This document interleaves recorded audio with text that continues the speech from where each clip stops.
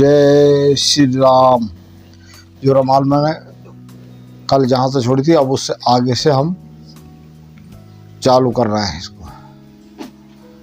सुनऊ समझऊ जन मुदित मन मंज अति अनुराग, लहे चार फल चित तनु साधु समाज प्रयाग। जो मनुष्य इस संत समाज रूपी तीर्थराज प्रभाव प्रसन्न मन से सुनते और समझते हैं, वे फिर अत्यंत प्रेमपूर्वक इसमें गोता लगाते हैं। इसी शरीर के रहते हुए धर्म अर्थ काम मोक्ष चारों फल प्राप्त हो जाते हैं। जो मनुष्य इस संत समाज तीर्थराज प्रयाग में प्रभाव प्रसन्न मन से सुनते और समझते हैं, वो फिर अत्यंत प्रेमपूर्वक इसमें गोते लगाते हैं। तीर्थराज बोलते हैं सत्संग में जो सत्संग को मन से सुनते और समझते हैं, वो प्रेम पूर्वक गोते लगाते हैं। और इसी शरीर के रहते हुए धर्म अर्थ काम मोक्ष चारों फल की प्राप्ति होती है। सत्संग से चार फल प्राप्त हो जाते हैं मनुष्य को। मंजन फल पे खऊ तत्काला, काक होए पिक बाक मराला, सुने अचरज करे जन कोई, सत्संगत महिमा ना गोही। कहते संगत की महिमा बड़ी अपार है। जो सत्संग है वो तीर्थराज है। आज तो लोग नदियों पर जाने जाते हैं। इस तीर्थराज में स्नान का फल तत्काल ऐसे देखने में आता है कि कुआं कुअल बन जाते हैं। तो मतलब सत्संग करने से जैसे तीर्थराज है, आज त्रिवेणी पे भी चल रहा है समागम, ऐसे ही सबसे बड़ा है सत्संग। सत्संग में स्नान करने का फल ऐसा होता है जैसे कुआं कोयल बन जाती है। इतनी मीठी बोली बोलना मानव सीख जाता है जैसे कोयल बोली बोलने सीख जाती है सत्संग करने से। सत्संगत महिमा ना है गोई, और बगले हंस बन जाते हैं। ये सुनकर कोई आश्चर्य ना करे, क्योंकि सत्संग की महिमा छिपी नहीं है। वाल्मीकि नारद घट जोनी, निज निज मुख काहू निज होनी, जलतर नवचर नाना जे जड़ जीत, चेतन जी बुझहाना। वाल्मीकि और नारद जी और अगस्त जी ने अपने अपने मुखों से अपनी होनी जीवन का वृत्तांत कही है। जल में रहने वाले, जमीन पर चलने वाले, आकाश में विचारने वाले नाना प्रकार के जड़ चेतन जीव इस जगत में रहते हैं। कितने प्रकार के जीव हैं? जल, जलचर, थलचर, नभचर नाना, जे जड़ चेतन जीव जहाना।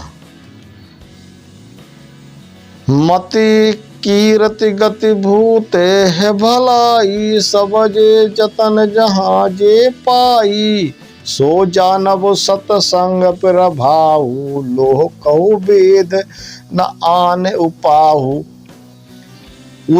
उसमें से जिसने इस समय जहाँ कहीं भी किसी भी यत्र से बुद्धि कीर्ति सदगति विभूति ऐश्वर्य और भलाई पाई है, तो सो सत्संग की महिमा है।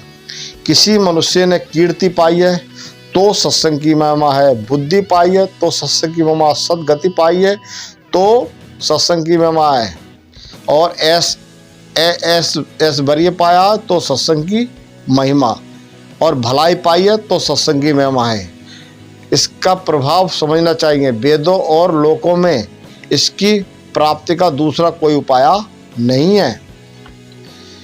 बिन सत्संग विवेक न होहि, राम कृपा बिन सुलभ सोहि, सत्संगद मुद मंगल मूला, सोए फल सिद्धि सब साधन फूला।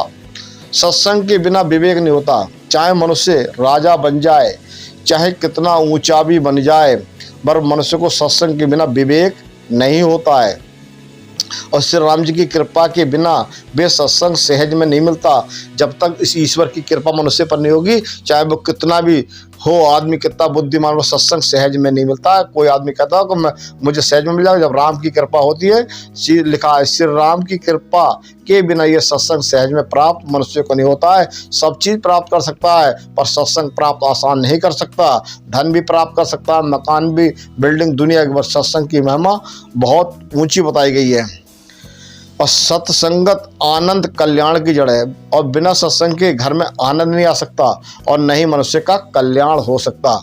सत्संग की सिद्धि प्राप्ति ही फल है। जो लोग सत्संग जाते हैं, समझ लेना उसको सिद्धि प्राप्त हो गई है। लोग सिद्धियां करते हैं, वो सिद्धियां नहीं है। सिद्धि ये बता रहे हैं रामायण में, सत्संग की सिद्धि से ही फल और सब साधन फूल जाते हैं।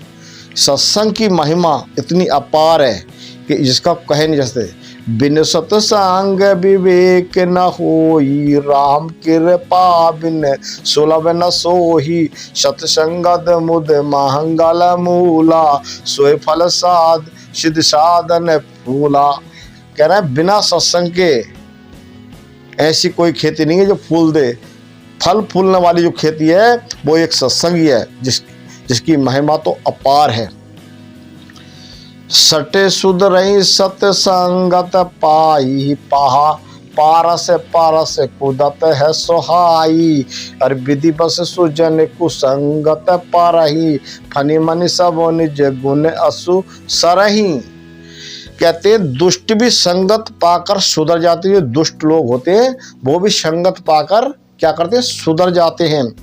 और जैसे पारस के स्पर्श से लोहा सुहावना हो जाता है, जो एक पारस पत्री होती है उसे छुआने पर लोहा भी सोना बन जाता है। क्या होता है, सोना बन जाता है। जो गलत आदमी हो वो सत्संग चला जाए तो सुधर जाएगा। तो दुष्ट भी संगत पाकर सुधर जाते हैं और पारस के स्पर्श से लोहा सोना बन जाता है और सुंदर सोना बन जाता है। ऐसे ही मनुष्य सत्संग करने से उसकी चार लोगों में कीर्ति होती है और मान और सम्मान होता है और वो सोने के समान हो जाता है मनुष्य। किंतु देव योग से यदि कभी सज्जन कुसंगति में पड़ जाते हैं तो वे भी वहाँ भी सांपों की मणि के समान अपने गुणों का ही आश्रय करते हैं। कभी कभी अच्छे लोग भी बुरी संगत में पड़ जाते हैं, साधु संगत पड़ जाते हैं किसी देव के कारण, तो वो फिर भी अपना प्रभाव नहीं छोड़ते। जैसे सांप मणि को नहीं छोड़ता, इसी प्रकार वो गलत संगत में पड़ने के बाद भी अच्छे लोग अपना स्वभाव नहीं छोड़ते।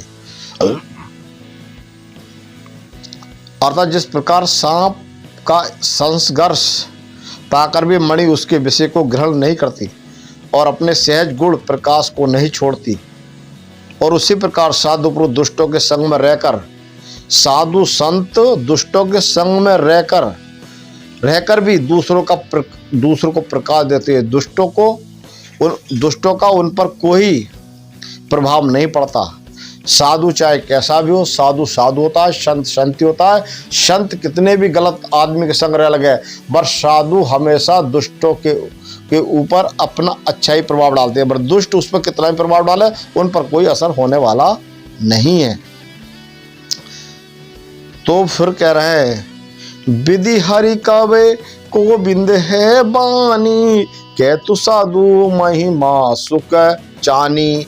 अरे सोमोसन कहे जातु न कैसे, साख बन के मनि गुण गण जैसे। ब्रह्मा विष्णु शिव और कवि, ये चार कितने लोग बता रहा है इसमें, चार लोग, ब्रह्मा विष्णु शिव और कवि। पंडित पांच, पंडितों की वाणी भी संत का महिमा का वर्णन नहीं कर सकते। ना ब्रह्मा कर सकते, ना विष्णु कर सकते, ना शिव कर सकते, ना कवि और ना पंडित। संतों की महिमा का वर्णन ये पांच जने भी ही नहीं कर सकते। संत की महिमा का वर्णन करने में सुख चाहती है। हर साधु संत का मन ऐसा सुख चाहता है कि संतों की महिमा बड़ी अपार है। संतों का वर्णन तो अपार लिखा इसमें, और वे मुझ पर किस प्रकार नहीं कही जाती है। तो साध संगत जी, ये जो महिमा है संतों की बड़ी अपार है। इसको तो कहते हुए ब्रह्मा विष्णु महेश कवि पंडित भी सुख चाहते हैं, और वे मुझ पर किस प्रकार नहीं कही जाती। मैं उसका कैसे बखान करूं। जैसे साग तरकारी बेचने वाला लोग साग बेचते हैं, तरकारी बेचते हैं, इनको क्या बता रहा है वो बेचने वाला भी मणियों के गुण, उन साग तरकारी के गुण नहीं जान सकता जो बेच रहा रात दिन, क्योंकि उसको मालूम नहीं है ये सब्जी कितने तरह से बनाई जाएगी, क्योंकि जो इसके मर्म को जानता है वही जान सकता है। साग तरकारी बेचने वाला भी मणियों के गुण समुसुर नहीं जान सकते। साथ संगत जी प्यार से कहना धन्यकार जी। जय श्री। मैं अपने आप